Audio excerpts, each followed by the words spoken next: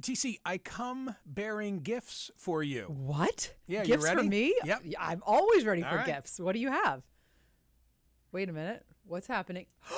No way! That is so cool. And right. it's a great color. Stand up and I'll pitch it to you. Hang on. Ah. Good one. Half of it is from me, and it's from two of your favorite people. You and Mike Baldini.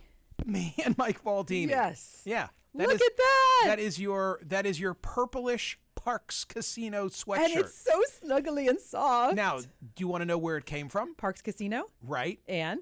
I was there Saturday night. Whoa. Yeah. Wait, so, who was Saturday night? What were you doing? Dana Carvey. Was it fabulous? It was hysterical. Did you die? Did he do the whole Bush thing? I talked all about Dana Carvey last week coming to Parks, and then ended up going on Saturday night. All the things you hear me talk about, the state-of-the-art sports book. I sat in the sports book and I watched Clemson and NC State, had a beer and some wings. Go State. Before Dana Carvey, which was in the, what do they call it, the Excite Center, the Liberty Bell Beer Garden, check. 360 Lounge, cover bands, check. Park Grill Steakhouse. I didn't eat a steak there, but I should have. But it was great fun. And Dana Carvey was hysterical, and the venue is fabulous. And what a weekend to do it. I think with all the rain. Perfect. Yeah. Well, thanks. It was just great. But one other thing, if I might, because this was like a total added surprise. A running theme of Dana Carvey. Yes, he did do all the presidents, starting with Carter. Right. All the presidents. Who And just they were turned 98. hysterical. Less. Right. And you know what? The audience was totally into it, and you could tell that he was appreciative that this audience got it. Yes. Yes. But here was the added thrill. The added thrill is, as you know from TC After Dark, I was born and raised in Doylestown, Bucks County. Doylestown was a running theme of Dana Carvey's comedy act. Why? What's his connection? Okay, when he came out, he said, first of all, Parks Casino is in Ben Salem, Bucks County. Right, so it's all which like he neighbors. Said Ben Salam. No, Salam. I think Come he on. said He it did sounds not. like an Arab town where they race camels. And then he said, oh, I shouldn't have said that. Okay, so that was one thing he said. I'm not laughing. But then he said that a stagehand backstage, that he said to the guy, hey, where are you from? And the guy said, I'm from Doylestown. And then the audience said, it's Doylestown. And then Carvey picked up on it, and throughout the show, he would return to the theme. So, for example, there's an older couple in the front row, and he says to them, so where are you from? And they say, we're from an hour south of here. And he said, like, what an odd response that is. Are you from Doylestown? Right. And it just, right. The whole thing was hysterical. Oh my gosh. So I had a fabulous time Saturday night at Parks Casino. I'm so and glad. You are the beneficiary of it. Thank you so much. This will be in heavy rotation in my soft and cozy wardrobe.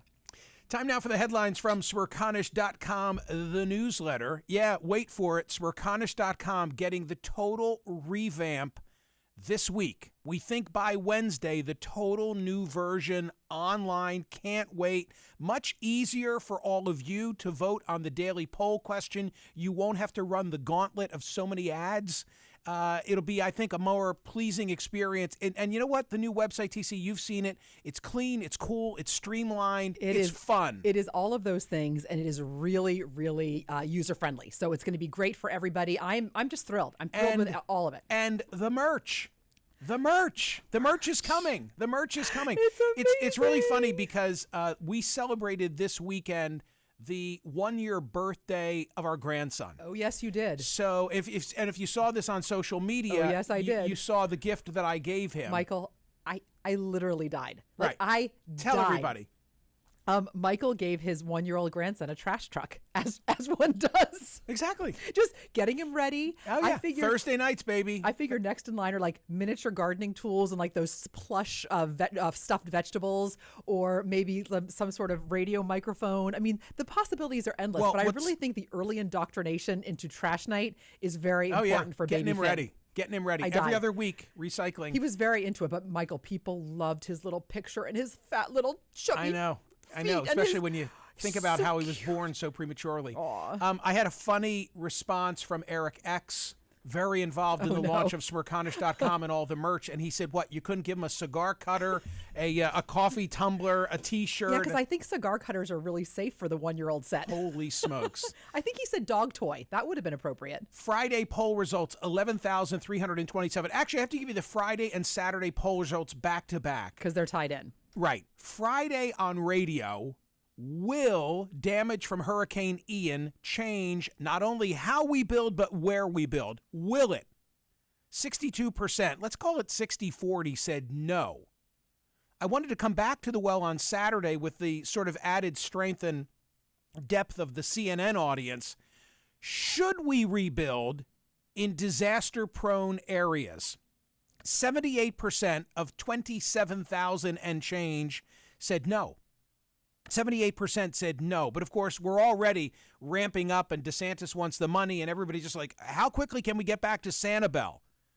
But at least it's a provocative question that I think is worthy of exploration. Like, how many times? And on CNN on Saturday, I laid out the whole record of different areas of Florida and how many times it's been hit. And if people want to go live in a disaster-prone area, okay, that's on them. Live and let live. You know, individualism, don't tread on me. But should taxpayers continually pay for the rebuilding in the exact same places? Yesterday, funny story, yesterday's poll question at Smerconish.com, does the subject of boudoir photos get to keep them in the case of a divorce? Lindsay Marsh was my guest. She's the Utah divorcee whose husband, like, they divided up all the property, and he wants the boudoir pics that she took and gave to him as a gift. She was a guest. We had a great conversation. Boy, oh boy. People about could not stop talking about this. Every angle. I cannot tell you how many friends of mine have said, do you have pictures like that? Like, what was your answer, TC? That was the start. I said on air, I do not. You said on air, I do not. I said on air. That's not like the answer. I said on air, like, I'm sticking to my story. As I said on air, I do not. My point is, it's definitely started a conversation of, like, how normal is this? Is this something that everybody does? Yeah, that's why we had her on. Right. She was great. I want to put her on television. Yeah. I mean, I couldn't justify it with all the storm coverage because my whole show, except for Scott Galloway, was the storm. Right. From and different he was angles. a level of seriousness. But I'm eager to get her on television if I can. But here's the funny part of the story. So today is the first formal day, although he's been working informally, of Joe Ellis, who is now in charge of digital media for Smerconish.com and all related aspects of it. And I'm really excited to have him and working in tandem with Alice, who, of course, is doing the dispatch of the daily newsletter. We now have 2 additional people in our orbit, both nice, competent, talented. Correct. We're fortunate to have them. Right. Okay, but so you know that we've been doing something a little offbeat with the Sunday survey questions. For example, if aliens land, do we want them to be religious? Right. Is booze in the whole a good or bad thing? Right. Are we better off with booze? With or without it? So we thought, what the hell, for Sunday, we would go with the boudoir pics. So Joe sees this in the newsletter, and he quickly emails me with a screenshot, and he's like, hey, is something missing? Should I be editing the daily poll question? I'm like, no. I'm like, oh, maybe it really wasn't the best idea. But I do love his attention to detail. Oh, yeah. To me, I was like, good job, Joe. He must not have heard the segment. Right. And then I got nervous. I'm like, uh-oh, is no one going to vote on the Sunday survey? In the end, 8,984 voted. Does the subject, meaning the person who's been photographed, of boudoir pics get to keep them in the event of a divorce? Yes, 77.5%. Today, do the viewing habits of NFL fans bear responsibility for the danger of the sport? When we were working on today's poll question, we were saying, does the bloodlust of NFL fans, and then one of us looked it up, and it didn't we seem both to kind fit. of like the word on its own, but it's more just like the love of violence, which I think is not quite the same thing. I mean, Tua getting concussed, in back-to-back games, fans love seeing the big hits. Think about what makes the highlight reel. Yikes. J.J. Watt having, like, his heart shocked, and then 3 or 4 days later playing in the game.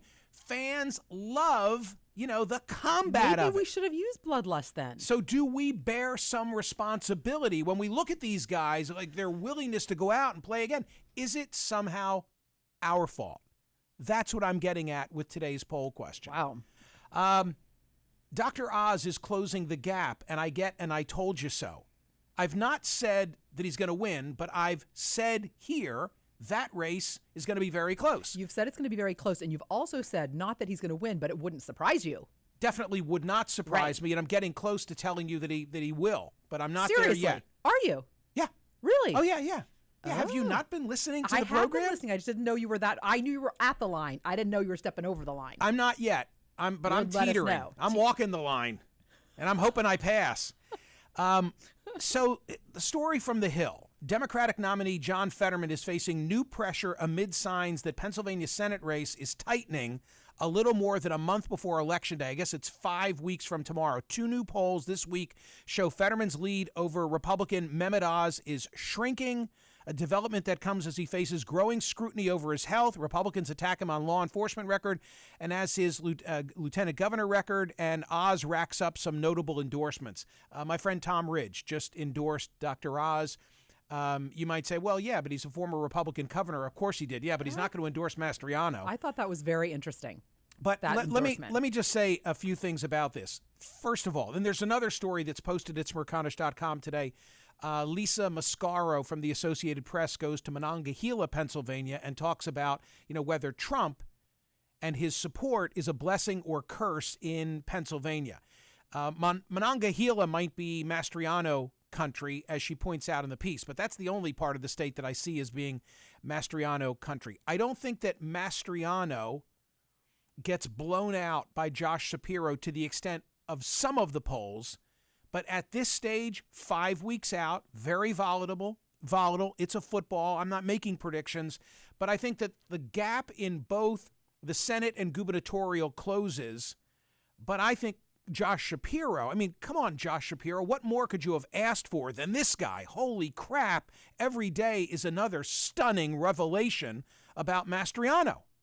The Senate race, though, I think is different. And I believe, here's the theory, and I said it here last week, and I want to keep saying it because I want to own this. The more revelations that there are about Mastriano that are harmful to him, like prosecute women for murder if they've had an abortion. That was last week. Who knows what this week brings? The week before was he appeared in a Confederate uniform, in association with the War College. The worse Mastriano does, the better I think it is for Oz.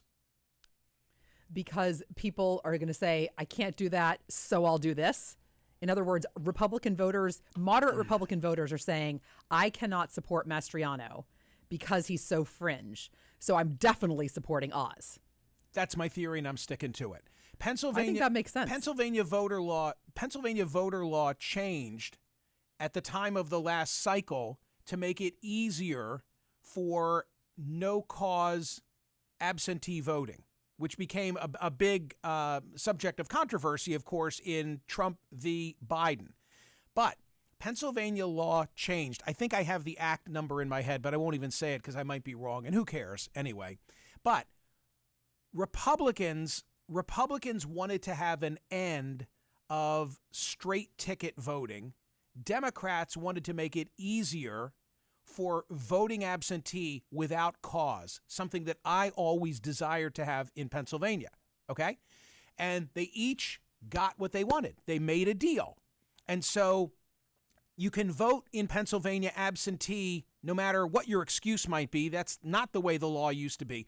But you can't go in and, as we used to say, pull the big lever. You can't go in and vote straight Republican with one fell swoop. You can't go in and vote straight Democratic with one fell swoop. You can go vote for all Democrats. Yeah, but you got to click them all individually. You got to click them all. Right. Okay? Right. So file that away. Right. So if you wanted to go in there and you're pissed off about abortion and you're for Josh Shapiro because Mastriano's a mess, you still got to make individual choices. Right. And now maybe when you get to the Senate race, you're not going to be just automatically inclined to go for Fetterman. And why do I say this? I say this because Pennsylvania has a history of voting for Wolf, the Democratic governor, and Casey, the Democratic senator, and Toomey, the Republican. Or Specter and Santorum, Republican, Rendell, Democrat. If you go way back, when I was cutting my teeth, it was the era of Republican Specter, Republican Hine, Democrat Casey. Meaning Casey the father, who was the governor. And we have Mastriano, who's more fringe, and Oz. He might be from New Jersey, right? And he might be a bit of a faker, yes, but he's not really fringed, right? He's not fringe, right? Interesting. Yeah. So that race has closed, and now it. Wow. And now the debate comes Senator in the 11th Oz. hour. Is it going to be Again, Senator Oz? I'm not predicting it. I'm just saying that the mindset up until now, and the reason it's so important is because, as you know, control of the Senate comes down to a handful, 4 different states. Yeah. 4 different states. Every national newspaper, cable outlet, they're focused on Pennsylvania. It's not just because we're here. I get the impression that sort of the adults have arrived in the Oz campaign, and that he's running the ads are better. The ads are better, and he's running a much more. And he's not sophomoric. Right. Like, we'll have a defibrillator there if you need it, and that was a turnoff. Stupid, rookie mistake. And maybe TC, in the end, where Fetterman had been like delay, let everybody vote early. We'll have the one debate, and we'll try and do it only for 60 minutes, and we'll do it on a network that nobody's ever heard from. Maybe in the end, Fetterman will wish he had more debates. Maybe. I don't know. We're going to see. We are going to see. We are going to see. Stay tuned. I mean, he's been running a very Biden-esque campaign in terms of stay out of the limelight, be on television, limit your media avail, and in the case of Biden had the excuse of COVID. Fetterman has the excuse of a stroke. But maybe in the end, he'll wish that he was a little more visible and interactive. Okay, with Biden on the brain, what is the president's shore town, TC? The president's shore town is Rehoboth Beach. Have you ever been there? I have not, but I have friends who have a house there, and they love it. It only as a kid was I in People Rehoboth. But love I have Delaware. to say, when we were my wife and I, but you did the same thing with Joey, driving to Dan's wedding, yes, going through Delaware and then through Eastern Shore of Maryland. Beautiful. Delaware. Well, beautiful. And of course, what I kept thinking is, this is so much closer than the Cape. Like, oh my God, this is Just steer your close. boat south. Wow. So how about this story from Rehoboth Beach? Rehoboth Beach has celebrated its informal title as the nation's summer capital long before Joe Biden started making presidential visits to his home near the Delaware beach town. Lots of other Washington, D.C. residents flee the city for Rehoboth every summer. Now, Rehoboth commissioners are considering another import from D.C., a ban on gas-powered leaf blowers. Ooh. This could be a poll question, a good Sunday poll question. That's a great Sunday poll Washington's question. ban on the noisy, polluting blowers went into effect this year. Rehoboth's proposal would expand beyond just blowers and include push lawnmowers, string trimmers, and smaller chainsaws. What do you do with the landscapers? Aren't you going to hurt them? Well, why don't they go electric too? Well, because it's expensive to change all your equipment. Is it? Okay, to change, but in the long run, it's like the car. My fill-up is $11. I know, but if yours is $70. I understand, but true. If you're using it all, I actually filled mine up. It's 55. If you're using it all day, how do you have to have double of the equipment, right? So if a landscaper, it's not like I'm just doing my yard; they're doing however many yards. Right. I'm concerned for the landscapers. That's all I'm saying. Okay, I love believe me, the noise pollution.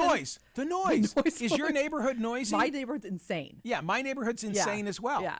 So, and I can remember my father muttering about neighbors who would mow their lawn early on a weekend. It's not right. Early on a weekend. And now she's moved, but we had an elderly neighbor who would start with the leaf blower, and then she would put it down, still running. Right.